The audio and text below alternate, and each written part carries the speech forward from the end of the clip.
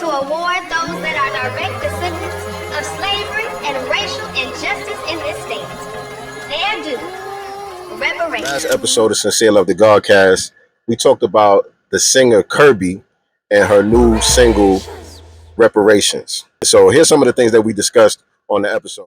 All right, so yeah, the lyrics and the hook, and I think the video that I saw when I first seen it was just the hook also. And so the hook goes, reparations, I ain't talking about no dollar. Reparations, man, my people want their power. Reparations, when I die, don't bring me flowers. Reparations, when you know what's yours is ours. So like I said, I was a little triggered when I first heard it. And, I went in the comment section immediately like, okay, dope song, but we going to need them dollars, though. I was like, yeah, dope song. All of them. Let's not downplay them dollars. We gonna need them dollars. Right. What you mean you ain't talking about no dollars? And so I seen a lot of people giving pushback to the song based on that. Oh, I don't know about her, man. She on some other shit. She talking about she talking about she don't want no check, she don't want no dollars, da da da da. But I listened to the song in its totality, and I listened to the album in its totality. The album really puts everything in context. You know what I'm saying? Okay. So the album is called Miss Black America. And Miss is a double entendre. It's short for Mississippi, where she's from. The whole album is like an ode to Black America and Mississippi specifically. You know what I'm saying? So it's called Miss Black America, like the pageant, Miss America pageant, but also Mississippi Black America. And the whole album is like a love letter to Black America. You know what I'm saying? It's really representing our culture, our history. She uplifting the ancestors. She's talking about, just our rich heritage, especially in the South and particularly in Mississippi.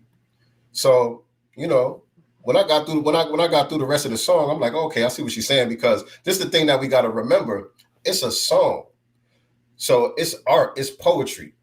Right. And when you're doing music, especially in, I don't want to call it R&B. Like I'm getting confused about the genres. I don't even know what genre to put this in. It's just soul music. It's just soul music. You know what I'm saying? Because it's a little bit of everything. We listen to our album. It's R&B. It's jazz. It's like big band. It's hip hop. It's just Black American music, Black American soul music. But when you sing in a song, is what I'm trying to say. When you singing and you carrying out notes and all of that, you only got so much space to say what you're trying to say. So this is not like a person who is, in politics or in activism, who's on some platform talking about reparations and downplaying the dollar, downplaying the check. We can't compare somebody doing a song to somebody who's on one of those type of platforms, misrepresenting our cause. You know what I'm saying? So it's poetry. It's open to interpretation, and also it's innuendo and all of that. You know what I mean? You only got so much room to say what you got to say. So when she said reparations, I ain't talking about no dollar. And then the very next line is, man, my people want their power.